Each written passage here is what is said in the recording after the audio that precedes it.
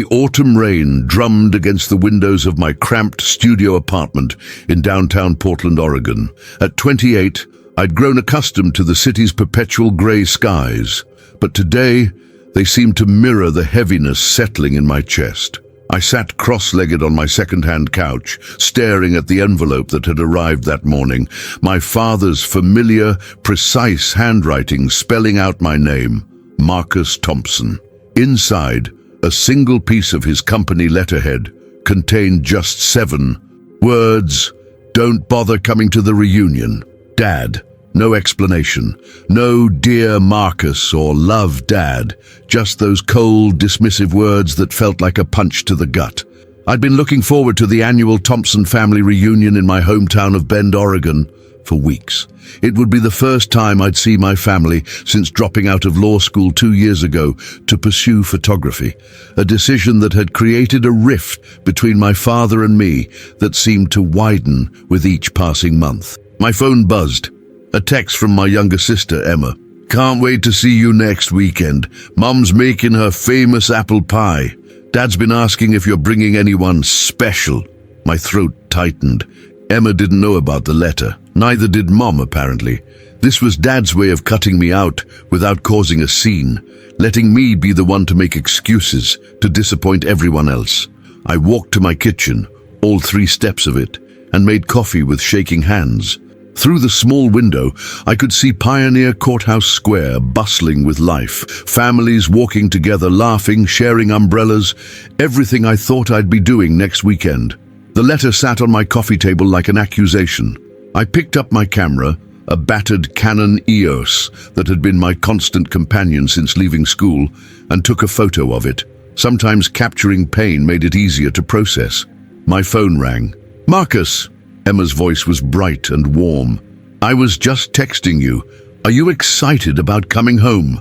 I stared at the letter, my father's words blurring through unshed tears. Emma, there might be a problem with me coming. What kind of problem? You promised you'd be here. It's been 2 years since you've been home for a reunion.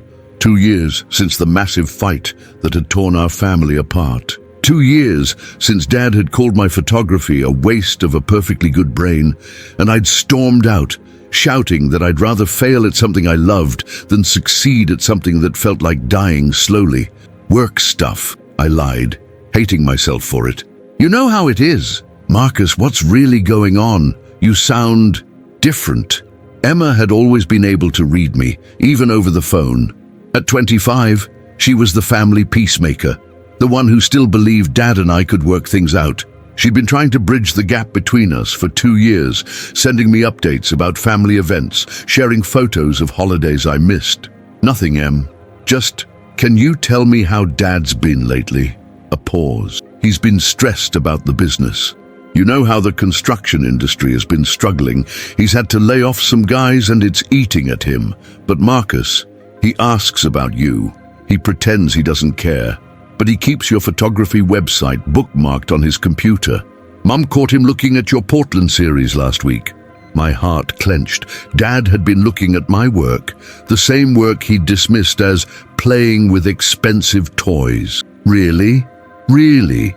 He's stubborn, you know that. But he misses you. We all do. Whatever's going on with work, can't you push it aside for one weekend, for the family? I held the letter up to the light, as if the harsh words might disappear. But they remained, stark and final. Don't bother coming.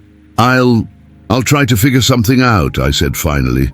After we hung up, I sat in the growing darkness of my apartment, rain still pattering against the windows. I thought about Emma's words, about Dad supposedly looking at my photographs. Why would he send such a brutal letter if he actually cared about my work? My laptop chimed with a new email. It was from my best friend Jake, who I'd grown up with in Bend. Dude, ran into your dad at the hardware store today. He seemed really down. Asked if I'd heard from you lately. You coming to the reunion? Been too long since we caught up. Everyone in Bend knew about the Thompson family reunion. It was legendary. 3 generations gathering at the family property on the Deschutes River. with my grandmother's secret barbecue sauce and Uncle Pete's terrible karaoke performances. It was the one weekend a year when our scattered family felt whole again, and Dad didn't want me there. I picked up my phone and dialed a number I'd memorized but hadn't called in 6 months. Thompson Construction, this is Janet. Janet had been Dad's secretary for 15 years. She'd known me since I was in middle school, always keeping candy in her desk drawer for when I'd visit the office after school. Hi Janet, it's Marcus. Marcus! Oh honey, how are you? Your dad's not in right now, but actually I wanted to talk to you. Can you tell me how he's been? Really? A long pause. Oh sweetie, he's struggling. The business is barely staying afloat, and he's too proud to let anyone help. Your Uncle Pete offered to invest, but you know your father. He'd rather work himself into the ground than admit he needs help. My stomach dropped. How bad is it? Bad enough that he's been working 7 days a week trying to land new contracts. He bid on the new community center project. It would save the business if he gets it. But honey, he looks exhausted. And he won't talk about it, especially not to your mother. You know how he gets when he's worried. He just shuts everyone out, including me, apparently. Maybe especially me. Janet, did he seem upset about the reunion coming up? Another pause. You know, now that you mention it, he's been even more withdrawn this week. Yesterday, he was staring at that photo on his desk, the one from your high school graduation, where you're holding your first camera. He didn't know I was watching, but she lowered her voice. Marcus, I think he regrets how things ended between you two. He's just too stubborn to make the first move, but he had made a move. He'd sent me that letter. After talking to Janet, I walked to the window and watched Portland's evening rush hour, people heading home to their families, their normal lives. I thought about Dad, alone in his office, looking at old photos and refusing help from anyone who loved him. The letter suddenly felt different in my hands. What if it wasn't meant to push me away? What if it was meant to protect me from something? What if Dad was so ashamed of his financial struggles that he couldn't bear for me to see him at his lowest point? I thought about Emma's words, how he'd been looking at my photography website, about Janet's observation that he kept staring at my graduation photo, about Jake saying Dad had seemed down and asked about me. None of it aligned with the cold dismissal in the letter. My phone buzzed with another text from Emma. Mom just called. She's so excited you might come home. She bought ingredients for your favorite cookies, the snickerdoodles you always loved. Please try to make it work, Marcus. I have a feeling this reunion is going to be really important. I set the letter down and opened my laptop. My photography portfolio filled the screen. Images of Portland's bridges in the morning mist, street portraits of homeless veterans, the contrast between the city's gleaming high-rises and its forgotten corners. Work I was proud of, even if it didn't pay the bills consistently. Maybe it was time to stop letting pride, mine and Dad's, keep our family broken. I started typing an email to my current client, asking if I could reschedule next week's shoot. Then I opened a new browser tab and searched for flights to Bend. If Dad didn't want me at the reunion, he was going to have to tell me to my face. Because that letter, it didn't sound like the man who taught me to throw a baseball, who'd stayed up all night helping me build a volcano for the science fair, who'd been so proud when I got into law school that he'd called everyone he knew. It sounded like a man who was drowning and didn't know how to ask for help. The rain continued to fall outside my window, but for the first time all day, I felt like I could breathe again. I was going home to Bend, whether Dad wanted me there or not. Some conversations were too important to have over letters and silence. I left Portland at dawn, my Honda Civic loaded with camera equipment and a cooler full of Mom's favorite coffee beans from a local roaster. The drive to Bend usually took about 3 hours, but I found myself taking the scenic route along the Mackenzie River, needing time to think before facing whatever waited for me at home. The October landscape was breathtaking, maples and aspens blazing gold and red against the evergreen backdrop of the Cascade Mountains. I pulled over at a scenic overlook and captured a few shots, muscle memory taking over as I adjusted for the morning light. Photography had become my language for processing difficult emotions, a way to make sense of beauty and pain existing side by side. My phone rang as I was packing up my camera. Emma's name flashed on the screen. "Marcus, please tell me you're on your way." "I'm about an hour outside Bend," I said, not mentioning that I'd been driving since sunrise. "Oh, thank God. Mum's been cooking since yesterday, and she keeps asking if I think you'll really show up." I told her you promised, but her voice trailed off. "But what?" "Dad's been weird, Marcus, weirder than usual. Yesterday he asked Mom 3 times if she was sure she'd invited everyone to the reunion. When she said yes, he just nodded and went back to his workshop. He's been out there for hours, building something. Won't tell anyone what it is." A knot formed in my stomach. Dad's workshop was his sanctuary, where he went when he needed to think or when family stress became overwhelming. After my parents had their worst fight 5 years ago over Dad working too much and missing Emma's college graduation, he'd spent an entire weekend in there building an elaborate birdhouse that still hung in their backyard. "What about Uncle Pete and Aunt Sarah? Are they coming?" "Everyone's coming, Marcus. Even cousin Jamie's flying in from Seattle with her new baby. It's going to be the biggest reunion we've had in years. That's why I don't understand why Dad seems so, I don't know, anxious about it. Because he doesn't want me there, I thought, but didn't say." As I drove through the outskirts of Bend, familiar landmarks triggered a flood of memories. The high school where I'd played baseball and met my first girlfriend. The pizza place where our family celebrated every birthday and good report card. The camera shop where I'd bought my first professional lens with money saved from my summer job at Dad's construction company. Those had been good summers, working alongside Dad and his crew. I'd learned to frame a house, to read blueprints, to understand the satisfaction of building something lasting with your hands. I'd also learned about Dad's reputation in town. How he never cut corners, how he treated his workers fairly, how he'd built most of the affordable housing in Bend during the economic boom of the early 2000s. But I'd also seen how the 2008 recession had hit him hard, how he'd struggled to keep his crew employed when construction jobs dried up. He'd never talked about those years directly, but I remembered the tension in our house, the hushed conversations between my parents late at night, the way Dad's shoulders seemed permanently hunched with worry. Now, according to Janet, he was facing similar struggles again. I turned onto the familiar gravel road that led to our family property, 20 acres of ponderosa pines and juniper trees along the Deschutes River that had been in the Thompson family for 3 generations. My great-grandfather had homesteaded here in the 1930s, building the original cabin that Dad had expanded over the years into a sprawling ranch house. Cars were already parked along the circular driveway. Uncle Pete's massive pickup truck, Aunt Sarah's pristine SUV, several vehicles I didn't recognize. The reunion was in full swing. I sat in my car for a moment, gathering courage. Through the large front windows, I could see people moving around inside, the warm yellow light making the house look like a Norman Rockwell painting. Laughter drifted across the yard, along with the smell of barbecue smoke from the back patio. This was what I'd been missing for 2 years. This sense of belonging, of being part of something bigger than myself. I grabbed my camera bag and the coffee beans and walked toward the house. Before I could knock, the front door swung open. "Marcus!" Mom threw her arms around me, nearly knocking me backward.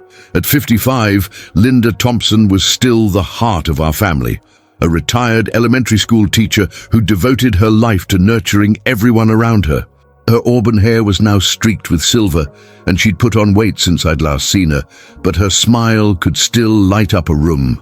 "I wasn't sure you'd really come," she whispered in my ear, holding me tight enough that I could smell her familiar perfume, something floral and comforting that had been constant throughout my childhood. "I brought your favorite coffee," I said, handing her the bag. Her eyes filled with tears. "You remembered. Oh, honey, I've missed you so much." "Where's Dad?" I asked, scanning the crowded living room over her shoulder. Her expression flickered. He's out in the workshop. He said he had a project to finish before dinner." She lowered her voice. "Marcus, he doesn't know you're coming." I thought you might want to ease into it. So she knew about the letter, or at least suspected something. Mom, is everything okay with the business? With Dad? She glanced around, making sure no one was listening. Let's talk later, okay? Right now, just enjoy the family. Everyone's so excited to see you. The next hour was a whirlwind of hugs, introductions, and catching up. Cousin Jamie's baby was indeed adorable, and she regaled me with stories of sleepless nights and the challenges of new motherhood. Uncle Pete had retired from his accounting firm and was planning to travel the country in an RV with Aunt Sarah. Emma's boyfriend David seemed nervous but genuine, clearly smitten with my sister. But through it all, I kept glancing toward the back windows, looking for any sign of Dad. The workshop sat about 50 yards from the house, a converted barn where he kept his personal woodworking tools separate from his business equipment. Smoke was rising from its chimney. He'd lit the old wood stove, which meant he was planning to stay out there for a while. He'll come in for dinner, Mom said, appearing at my elbow with a plate of her famous spinach dip. He always does. Deceit, but there was uncertainty in her voice, as if she wasn't entirely sure. Jake arrived around 4 o'clock, looking exactly the same as he had in high school. Tall, lanky, with unruly brown hair and a grin that had gotten us both into trouble countless times. He was now a park ranger at Smith Rock State Park, living the outdoor adventure lifestyle we dreamed about as kids. I can't believe you actually showed up, he said, pulling me into a bear hug. Your dad's been talking about this reunion for weeks. Really? What's he been saying? Jake's expression grew serious, mostly asking if I thought you'd come. He seemed, I don't know, hopeful, but trying not to show it. You know how he gets. Before I could respond, Emma appeared at my side. Marcus, can you help me carry some chairs from the garage? We're setting up for dinner on the back patio. As we walked toward the garage, she grabbed my arm. I need to tell you something about Dad, and I don't want Mom to hear. My stomach clenched. What is it? The business is in real trouble, Marcus. Not just struggling, like might have to declare bankruptcy trouble. I overheard him on the phone yesterday with the bank. He's 3 months behind on the business loan, and they're threatening to call it in. Jesus. Does Mom know? I don't think so. Not the full extent of it. You know Dad. He's been handling it all himself, trying to protect her. Emma's eyes were bright with unshed tears. But Marcus, if he loses the business, it'll destroy him. It's been his whole identity since before we were born. We reached the garage, and Emma pulled the door open. Inside, stacked neatly against one wall, were dozens of wooden chairs, handcrafted, beautiful pieces that looked like they belonged in an expensive furniture store. Did Dad make these? I asked, running my hand along the smooth armrest of one chair. That's the other thing I wanted to tell you. He's been making furniture in his spare time, which, let's be honest, he doesn't have much of, but he's been staying up until 2 in the morning crafting these pieces. I think he's hoping to sell them if the construction business goes under. I studied the chairs more closely. They were incredible. Solid oak with intricate joinery that spoke to decades of woodworking skill. Each one was slightly different, as if Dad had been experimenting with different designs and techniques. These are museum quality, I said. Has he tried to sell any? That's just it. He's too proud to market them properly. He put a few in Henderson's Furniture downtown, but he priced them too low and didn't tell anyone the story behind them. They're just sitting there. An idea began forming in my mind. These chairs, Dad's craftsmanship, his years of reputation in the community. There was a story here, a story that people would want to hear, would want to be part of. Emma, has anyone ever photographed his work? I mean, really photographed it, showing the detail, the process, the man behind the craft? She shook her head. Dad barely tolerates having his picture taken at family events. Why? Because I think I know how to help him. But first I need to talk to him. We loaded chairs onto a dolly and wheeled them toward the back patio where the rest of the family was gathering for dinner. The sun was setting behind the Cascade Mountains, painting the sky in shades of pink and gold that reminded me why I'd fallen in love with photography in the first place. Mom was arranging food on a long table.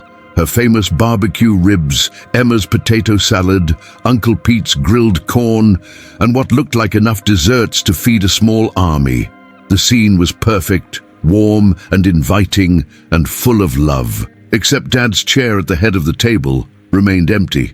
"I'll go get him," Mom said, but I caught her arm. "Let me," I said. "It's time we talked." The walk to the workshop felt like the longest 50 yards of my life. Through the windows, I could see Dad bent over his workbench, completely absorbed in whatever he was creating. At 62, he was still an imposing figure. Broad shoulders built from decades of physical work, silver hair that he kept military short, hands that could build anything, but had never quite learned how to express emotion. I knocked on the workshop door. "Linda, I told you I'd be in for dinner in a few minutes," came his gruff voice. "It's not Mom, Dad, it's me." Silence. Then the sound of tools being set down, a chair scraping across the floor. The door opened, and for the first time in 2 years, I was face to face with my father.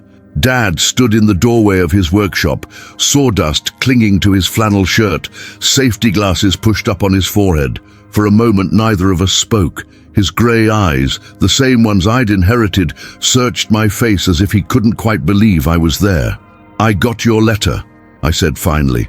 His jaw tightened, but he stepped aside to let me enter the workshop.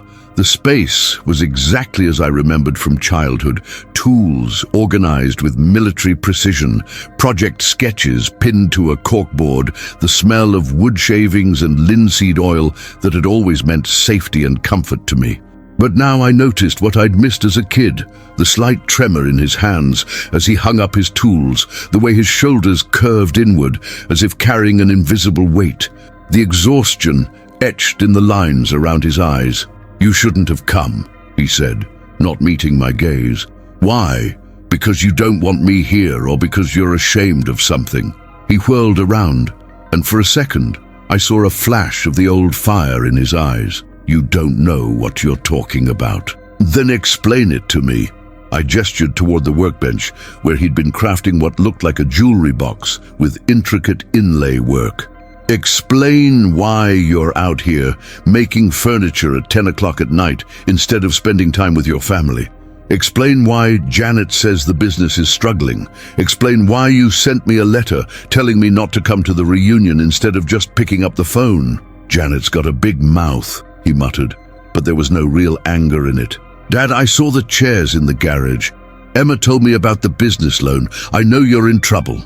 He sank onto a stool beside his workbench, suddenly looking every one of his 62 years. "I didn't want you to see me like this," he said quietly. "Failing." The word hung between us like a physical presence. Failing. My father, who had built half the houses in Bend, who had never missed a day of work until the day he threw out his back, moving a piano for Mom, who had taught me that Thompson men didn't quit, thought he was failing.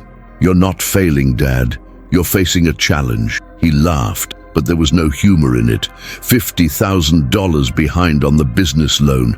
Haven't had a major contract in 8 months. Had to let go of 3 guys last week. Good men with families to feed. If that's not failing, I don't know what is. I pulled up another stool and sat across from him. This close, I could see the worry lines that hadn't been there 2 years ago, the way his hands shook slightly when he thought I wasn't looking. "Why didn't you ask for help? Uncle Pete offered to invest. Mom could go back to work. I could..." "You could what?" His voice sharpened. "Come back home and work construction, throw away your dreams like I had to throw away mine?" The words hit me like a physical blow.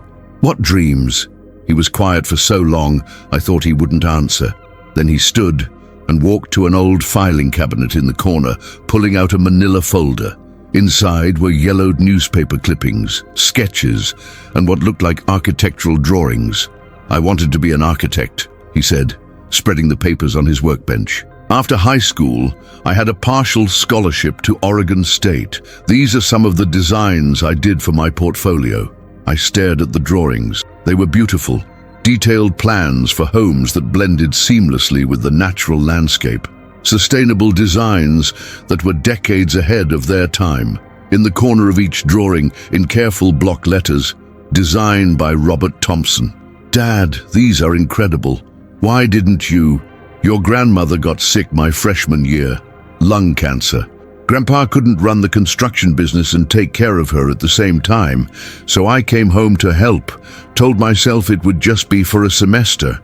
He touched one of the drawings gently. 43 years later, here I am.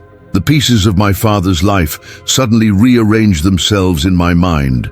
His insistence that I go to college, his pride when I got into law school, his devastation when I dropped out. It wasn't about photography versus law. It was about him seeing me repeat his pattern of giving up dreams for family obligation. But Dad, you built an incredible business. You provided for us, gave us a good life.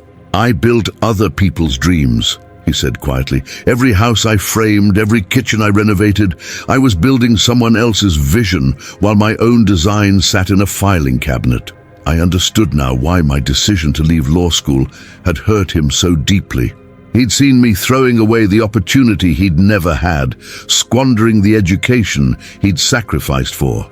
I'm sorry, I said, for leaving school, for the things I said, for staying away so long. He shook his head.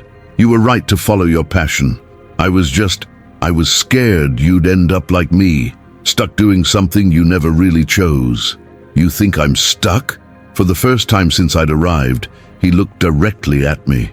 Are you happy, Marcus? Really happy? The question caught me off guard. Was I happy? I thought about my cramped apartment, my irregular income, the constant worry about paying rent. But I also thought about the rush of capturing the perfect shot, the satisfaction of seeing my work published, the way photography allowed me to tell stories that mattered.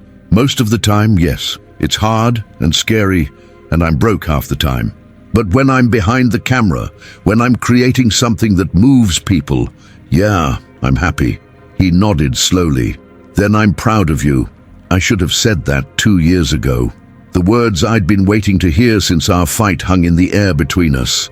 I felt something loosening in my chest, a knot of anger and hurt that had been there so long I'd forgotten it existed. Dad, about the business. Let me help. You can't solve this with money, son. Even if you had it, not with money. With what I do best. I gestured toward his furniture, toward the incredible craftsmanship surrounding us. You've created something beautiful here. Something people would pay good money for if they knew the story behind it. He looked skeptical. It's just furniture. No, it's not. It's art. It's the work of a master craftsman with 40 years of experience using techniques passed down through generations. It's sustainable, local, made with love and pride. People are hungry for that. Authenticity. I pulled out my phone and showed him a few photos I'd taken of artisan workshops in Portland, blacksmiths, potters, woodworkers who were making good livings selling their crafts to people who valued quality and story over mass production. There's a market for this, Dad, a big one, but it needs to be marketed right. People need to see the process, understand the history, connect with the craftsman. You want to take pictures of an old man making chairs? I want to tell the story of Robert Thompson, the architect who became a builder, who learned to work with his hands and create beauty from raw materials. The man who's been quietly crafting heirloom furniture in his workshop while keeping a small town employed and housed. He was quiet, considering. Outside, I could hear the sounds of the family gathering for dinner, Emma calling everyone to the table, Uncle Pete's booming laugh, Mom asking where we were. They're waiting for us, Dad said. Let them wait a few more minutes. Dad, will you let me help you?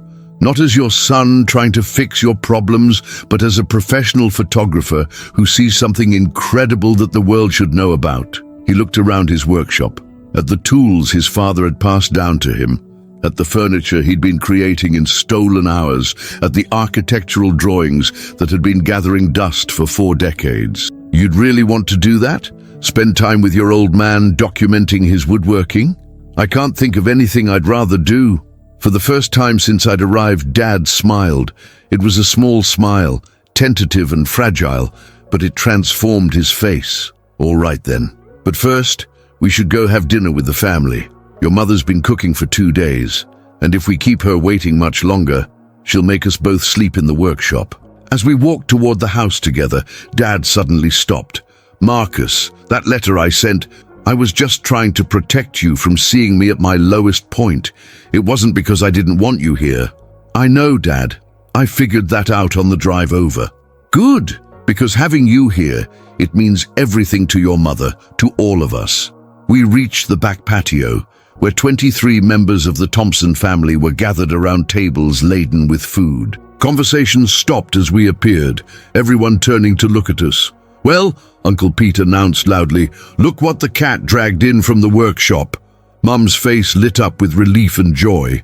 Emma beamed at us from across the table. Even baby Jamie gurgled happily from her high chair, as if she understood that something important had just been resolved. Dad took his place at the head of the table, and I sat beside him, the chair that had been waiting for me, that had always been waiting for me. "Before we eat," Dad said, standing and raising his beer bottle, "I want to say something." The family quieted, sensing the weight of the moment. "Family means everything," he began, his voice steady despite the emotion in his eyes. "And sometimes, when we're struggling, we forget that asking for help isn't weakness, it's what family is for." He looked directly at me. "Welcome home, son." The table erupted in cheers and applause. Mum was crying openly, Emma was beaming, and Uncle Pete was already reaching for the potato salad. As we began passing dishes and sharing stories, I felt something I hadn't experienced in years. The sense of being exactly where I belonged, with people who loved me despite my choices, my mistakes, my stubborn pride.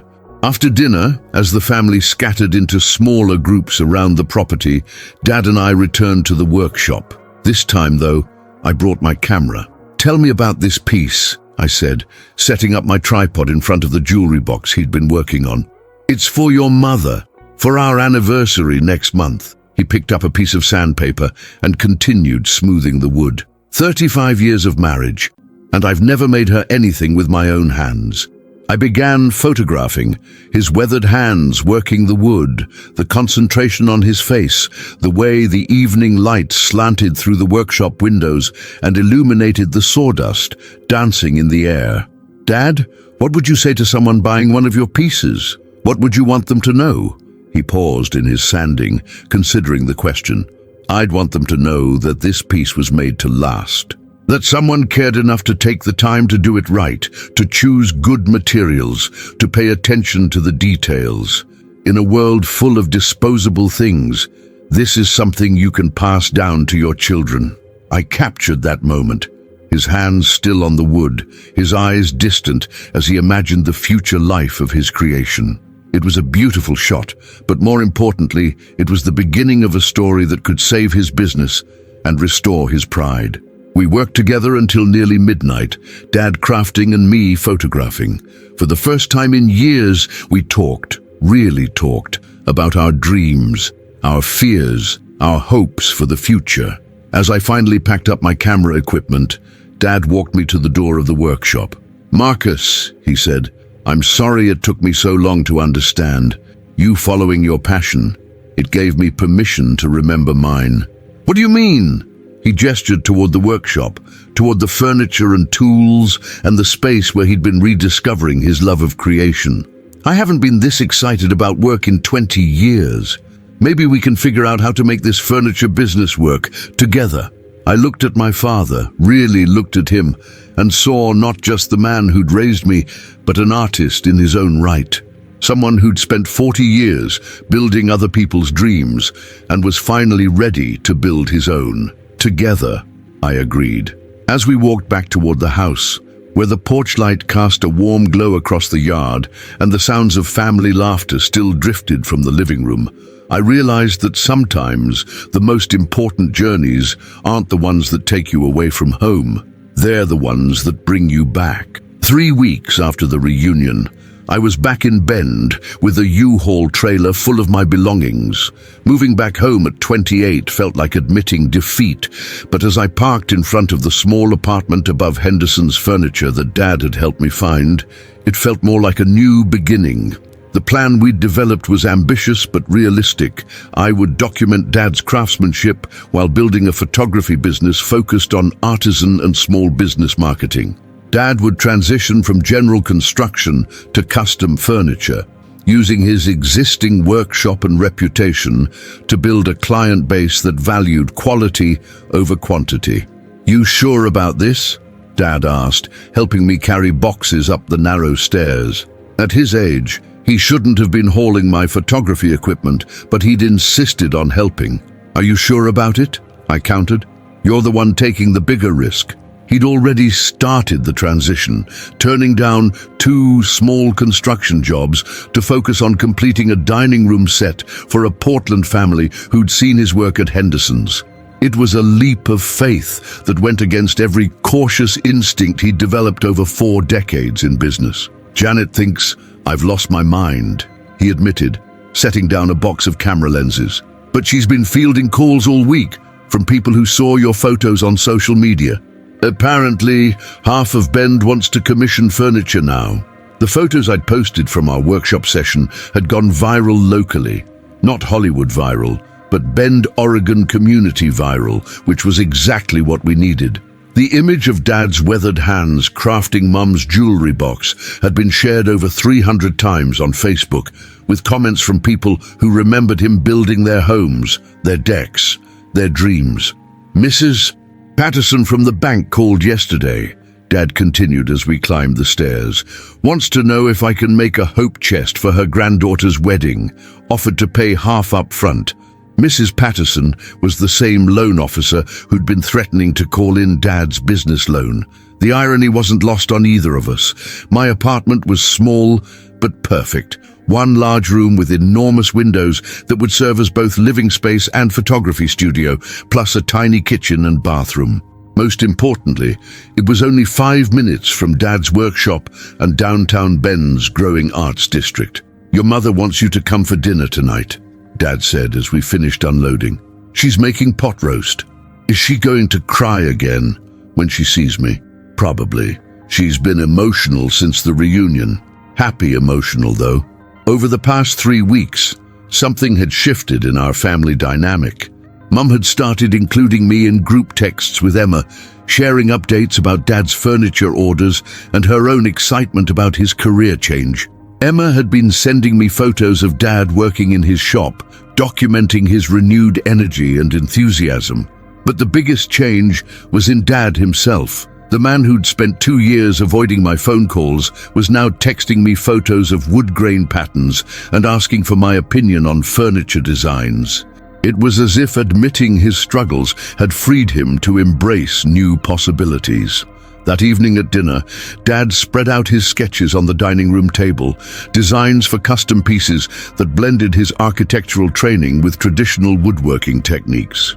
"This is for the Henderson's lake house," he said, showing me drawings for a dining table made from reclaimed barnwood. "And this is a prototype for modular shelving that could work in small apartments or tiny homes." The sketches were incredible. Functional art that spoke to Bend's outdoor culture and growing population of young professionals and retirees seeking authentic, sustainable living. "Dad, have you considered doing a furniture show? Portland has several craft fairs that would be perfect for this kind of work." Mum looked up from her pot roast. "Your father in Portland trying to sell furniture to city people? That'll be the day." "Actually," Dad said quietly, "I've been thinking about it. Marcus, would you come with me? Help me present the work professionally?" The question hung in the air. A year ago, Dad wouldn't have asked for my help tying his shoes, let alone marketing his business. Now he was inviting me to be his partner in pursuing a dream he'd been nurturing for 4 decades. "Of course I'll come with you, but Dad, we need to do this right. Professional photography, proper branding, a story that connects with customers." Over the next few weeks, we developed what Emma dubbed the Thompson Furniture Experience. I photographed every step of Dad's process, from selecting lumber at the local mill to the final hand-rubbing of oil into finished pieces. We created a simple website showcasing both the furniture and the craftsman behind it. The story we told was honest and compelling. Robert Thompson, master builder who'd spent 40 years constructing other people's dreams, was now crafting heirloom furniture that would last for generations. Each piece came with a photo essay documenting its creation and a certificate of authenticity signed by Dad. Our first major test came at the Portland Winter Arts Festival in November. Dad was nervous as we loaded his truck with 6 pieces of furniture: a dining table, 2 chairs, a bookshelf, a coffee table, and Mum's finished jewelry box, which he decided to display as an example of his finer work. "What if nobody wants to buy furniture from some old contractor from Bend?" he asked as we drove through the Columbia River Gorge toward Portland. "Then we'll learn something and try again." "But Dad, look at your work. Really look at it. These aren't just furniture pieces, they're works of art." The festival was held in a converted warehouse in southeast Portland, filled with local artisans, selling everything from blown glass to hand-woven textiles. Our booth was simple, white walls showcasing Dad's furniture, with large prints of my photographs showing the creation process. Within an hour of opening, we had our first serious customer, a young couple from Lake Oswego who'd been looking for a dining table for their new home. "This is exactly what we wanted," the woman said, running her hands along the smooth surface of Dad's oak table. "Something with character, something that tells a story." I watched Dad explain his process, his choice of materials, the traditional joinery techniques he'd learned from his father.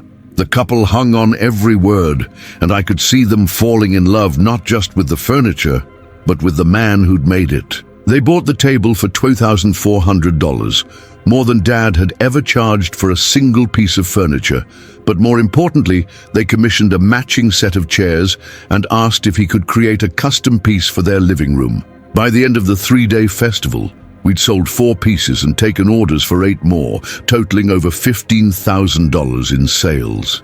But the real victory was watching Dad's confidence return, seeing him embrace his identity as an artist rather than just a contractor.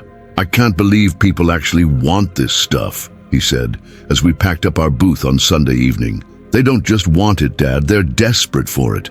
In a world full of mass-produced furniture that falls apart in 5 years, you're offering something real, something lasting."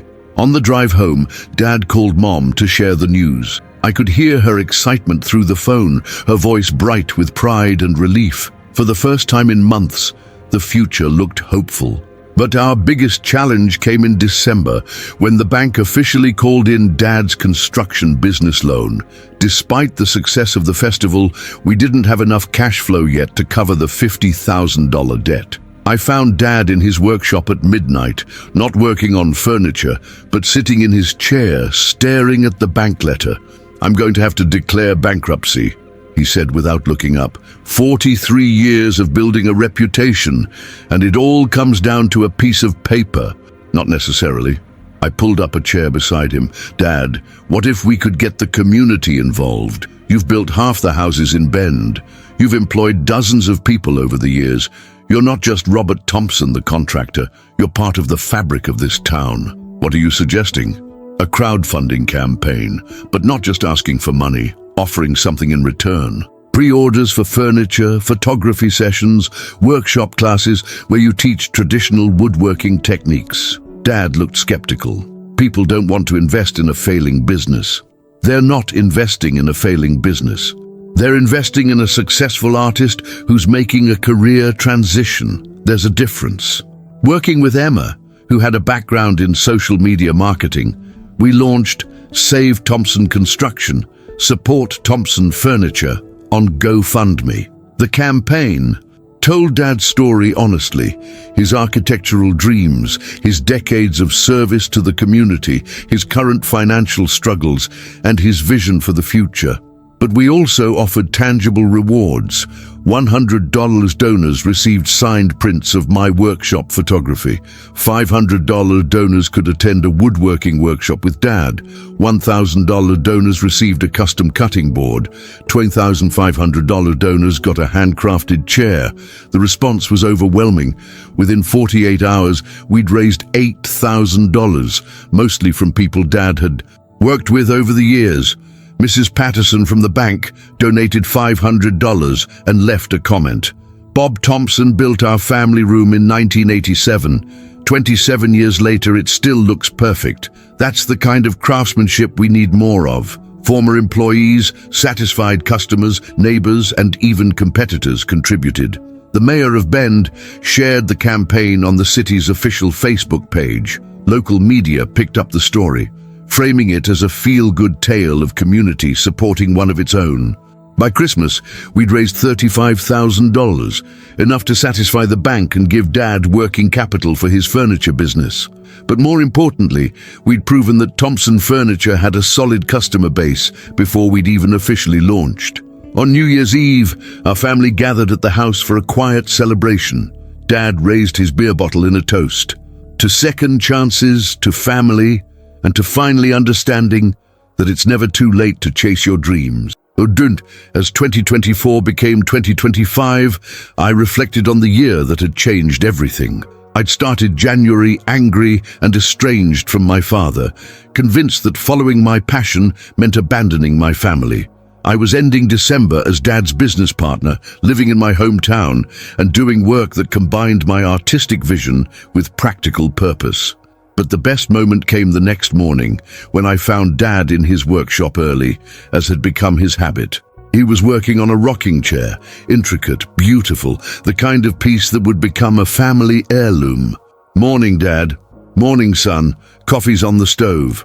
As I poured coffee from the pot he'd started heating before dawn, I watched him work. His movements were confident now, purposeful. This wasn't a man trying to salvage a failing business. This was an artist in his element, creating beauty from raw materials. "Dad, do you ever regret not becoming an architect?" He paused in his sanding, considering the question.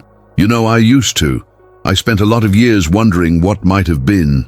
But looking back now, I got to build hundreds of homes where families created memories. I raised 2 kids who are following their own paths. I learned skills that I'm now using to create something uniquely mine." He gestured around the workshop. "Maybe this was always where I was supposed to end up. Maybe everything else was just preparation." His phone buzzed with a text message. He checked it and smiled. "What is it?" "Order for a custom dining room set. The Hendersons' friends saw their table and want something similar for their new house." He looked up at me. "You free this weekend to photograph the process?" "Always," I said. As Dad returned to his work and I set up my camera equipment, I thought about the letter that had started this whole journey. "Don't bother coming." 7 words that had felt like rejection, but had actually been an invitation, not to stay away, but to come home and help heal what had been broken. Sometimes the most important messages are the ones we have to read between the lines.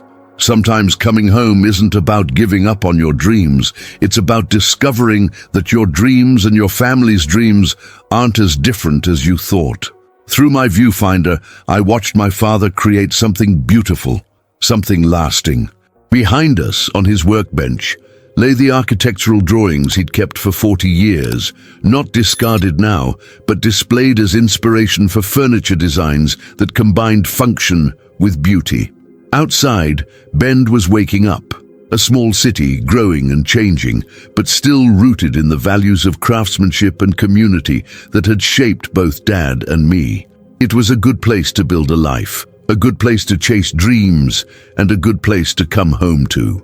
I pressed the shutter button, capturing another moment in the ongoing story of Thompson Furniture, of a father and son finding their way back to each other, of dreams deferred but never abandoned.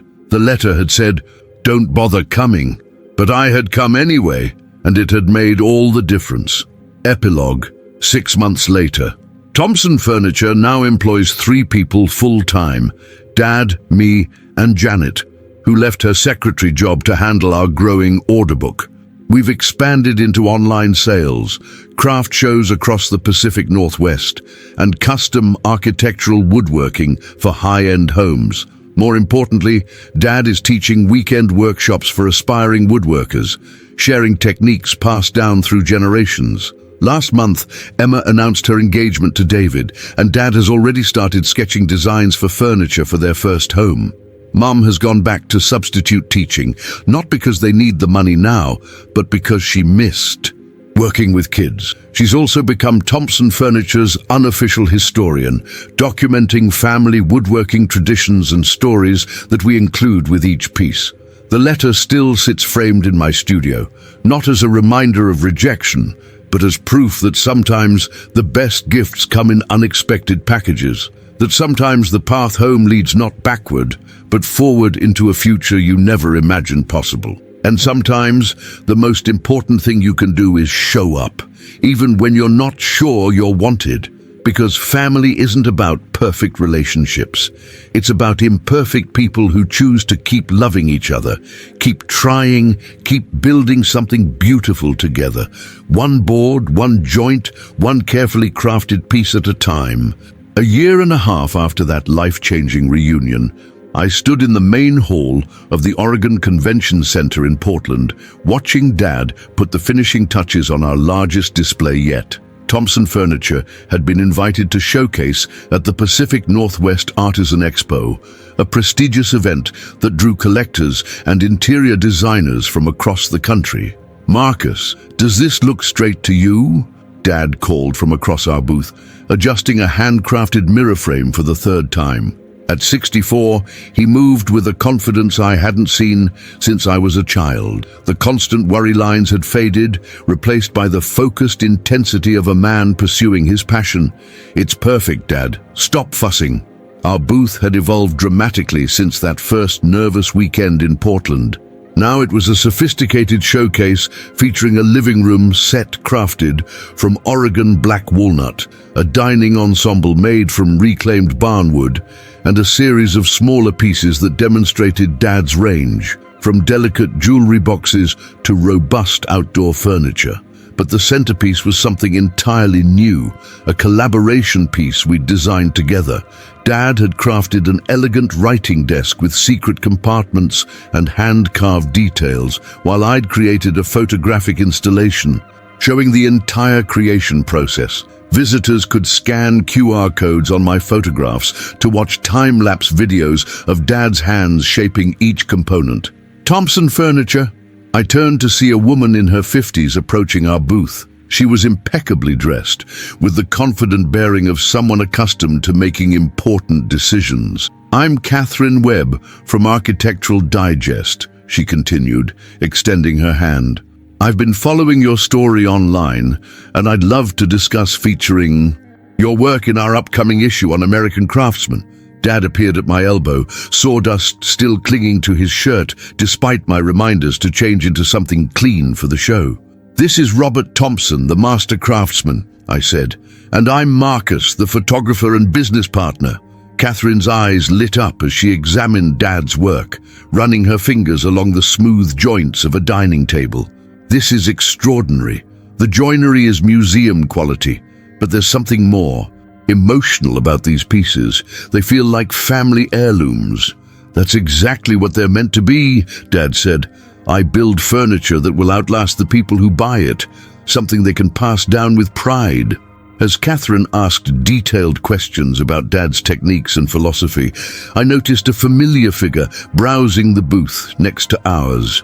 My stomach dropped. Richard Caldwell, the managing partner at the law firm where I'd been scheduled to start work 3 years ago, before I dropped out of law school. He was exactly as I remembered, perfectly tailored suit, silver hair, the kind of presence that commanded attention in any room. He spotted me at the same moment, his eyebrows rising in recognition. "Marcus Thompson. Well, this is unexpected. Mr. Caldwell." Doom. I shook his offered hand, acutely aware of the contrast between his expensive suit and my casual photographer's attire. "What brings you to an artisan expo?" My wife collects handcrafted furniture. She heard about some master woodworker from Bend and insisted we come take a look. His gaze swept over our booth, taking in Dad's work with the practiced eye of someone who appreciated quality. I assume this is the famous Robert Thompson. Before I could respond, Dad had joined us, his hand extended in greeting. There was no trace of the insecurity that had plagued him for so long, just the quiet confidence of a man comfortable with his craft. Richard Caldwell, the lawyer introduced himself. I have to say, your work is remarkable. My wife and I are looking for pieces for our new lake house, and this is exactly the aesthetic we've been hoping to find. As Dad and Mr. Caldwell discussed specifications for a potential commission, I felt a familiar tightness in my chest. Here was the life I'd walked away from: prestigious career, financial security, the respect that came with a corner office and a six-figure salary. You know, Mr. Caldwell said during a lull in their conversation, we're still hiring at the firm. We've expanded significantly since you would have joined us. I'd be happy to discuss opportunities if you're interested in returning to law.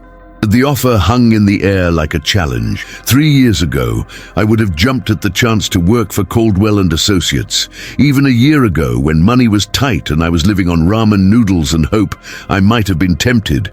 Thank you for the offer, Mr. Caldwell, but I'm exactly where I need to be.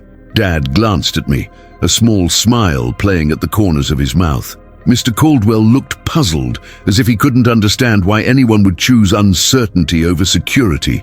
Well, he said finally, the offer stands if you change your mind. But I have to admit, this partnership with your father seems to be working out well. Your marketing approach is innovative, using photography to tell the story behind each piece. Very effective. After Mr. Caldwell left with contact information for a custom dining set, Dad and I found ourselves alone in the booth during a brief lull in foot traffic. You could have taken that job, Dad said quietly. Good money, prestigious firm, I would have understood. Dad, 3 years ago I thought I wanted that life, but I've learned something important. Success isn't about impressing people you don't really like with achievements that don't fulfill you. When did you get so wise?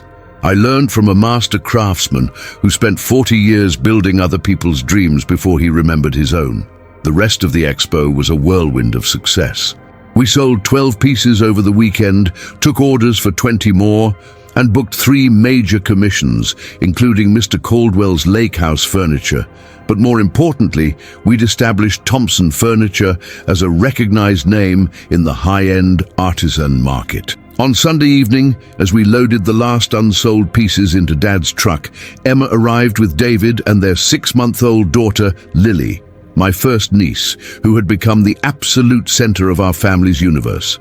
Uncle Marcus, Emma hugged me tightly, little Lily babbling happily from her carrier. Dad's been texting us updates all weekend. Architectural Digest? Are you kidding me? Your father's the star, I said, but Dad shook his head. We're a team, always have been, even when we were too stubborn to admit it. As we drove back to Bend in convoy, Dad and Mom in the truck, Emma's family in their SUV and me following in my now reliable Honda, I reflected on how dramatically our lives had changed. Dad's workshop had expanded to include a showroom and shipping area. Mum had started a blog called The Craftsman's Wife that had gained a surprising following among people interested in traditional skills and family businesses. Emma had taken a part-time position managing our online sales, allowing her to work from home with the baby while contributing to the family business. Even Uncle Pete had gotten involved, using his accounting background to help us navigate the complexities of expansion. But perhaps the most significant change was in Dad himself. The man who'd once been afraid to charge what his work was worth now commanded premium prices and had a waiting list of clients. More importantly, he'd begun teaching again, not just weekend workshops, but a formal partnership with the local community college to develop a fine woodworking program. Dad's become something of a local celebrity, Emma told me, as we stopped for dinner in Sisters, a small town halfway between Portland and Bend. Last week, the mayor asked him to serve on the Economic Development Committee. They want his input on attracting more artisan businesses to the area. We were seated around a large table at a family restaurant, 4 generations of Thompsons sharing a meal and planning the future. Lily sat in a high chair between Emma and David, occasionally reaching for anyone within grabbing distance. "I've been thinking," Dad said, cutting into his steak, "about what comes next for the business." "Expansion?" I asked. "We could probably support another full-time craftsman if demand keeps growing." "Actually, I was thinking about legacy. What happens to all this knowledge when I'm gone?" The table grew quiet.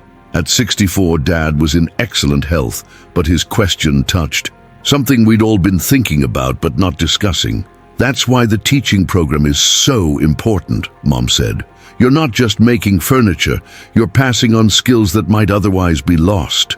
"But it's more than just the technical skills," Dad continued. "It's the philosophy behind the work. The idea that creating something beautiful and lasting is worth doing well, even if it takes longer or costs more." I understood what he was getting at. We'd built more than a business. We'd created a model for how family members could support each other's dreams while building something meaningful together. "What are you proposing?" David asked. He'd become a valuable part of our family discussions, bringing a fresh perspective as someone who'd chosen to marry into the Thompson chaos. "A foundation," Dad said. "Something that would provide scholarships for young people who want to learn traditional crafts, grants for artisans starting their own businesses, maybe even a workshop space where master craftsmen could teach and collaborate." The idea was ambitious, but as we talked through the details over dessert, it began to feel not just possible, but inevitable. We had the connections now, the reputation, and most importantly, the passion to make it work. "We'd need to start small," I said, already thinking about the photography and marketing campaign we'd need to raise awareness and funds. "Maybe begin with 1 or 2 scholarships, see how it goes." "The community college would probably partner with us," Emma added. "They're always looking for ways to expand their vocational programs." As we drove the final hour to Bend, I thought about the conversation we'd just had. 2 years ago, Dad had been on the verge of bankruptcy, ashamed of his struggles and afraid to ask for help. Now he was planning to give back to his community, to ensure that the skills and values he'd spent a lifetime developing would survive him. Back home, after everyone had gone to their respective houses, I found myself alone with Dad in his workshop. He was examining a piece of cherry wood, running his hands along the grain and visualizing its potential. "Dad, can I ask you something personal?" "Shoot." "Do you ever regret the years you spent in construction? The time you think you wasted not doing furniture?" He was quiet for so long, I thought he hadn't heard the question.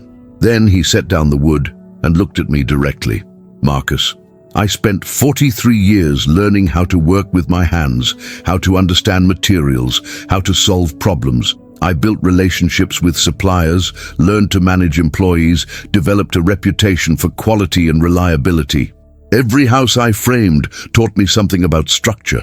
Every kitchen I remodeled showed me how people actually live in spaces." He gestured around the workshop at the tools and materials that represented decades of accumulated knowledge. "Without those years, I couldn't do what I'm doing now. I'd be just another hobbyist making furniture in his garage. Instead, I'm a master craftsman with the business skills to turn passion into profit and the life experience to understand what really matters. So no regrets? No regrets. Just gratitude that I finally figured out how to put all the pieces together." As I walked to my car, I looked back at the workshop windows, golden lights spilling across the yard where Dad continued to work. In a few hours, he'd head inside for the night, but he'd be back before dawn, eager to continue whatever project was capturing his imagination. I thought about Mr. Caldwell's job offer, about the path I'd chosen to walk away from. 3 years ago, I'd been terrified that following my passion would mean financial instability and family disappointment. I'd never imagined that it would lead to this, a thriving business built around love and craftsmanship, a relationship with my father that was stronger than it had ever been, and work that felt like purpose rather than obligation. The letter that had started this journey sat framed in my studio apartment, a reminder that sometimes the most important messages are the ones that force us to show up when showing up feels impossible. Dad's 7 words, "Don't bother coming to the reunion," had led to hundreds of conversations, thousands of photographs, and a completely rebuilt relationship. Now, as Thompson Furniture prepared for its next phase of growth, as Dad planned to share his knowledge with a new generation of craftsmen, as our family continued to discover new ways to support each other's dreams, I understood that the real legacy we were building wasn't measured in furniture sold or money earned. It was measured in the connections we'd repaired, the skills we were preserving, the example we were setting for future generations about what it meant to pursue excellence, support family, and create something beautiful that would outlast us all. Some stories end with dramatic revelations or grand gestures. Ours was quieter than that. The ongoing work of building relationships and crafts that would stand the test of time.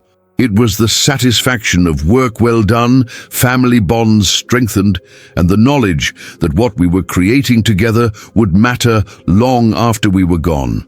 In the end, that letter hadn't been about rejection at all. It had been an invitation to come home and discover who we could become when we stopped being afraid of each other's dreams and started building them together. One conversation, one photograph, one carefully crafted piece at a time.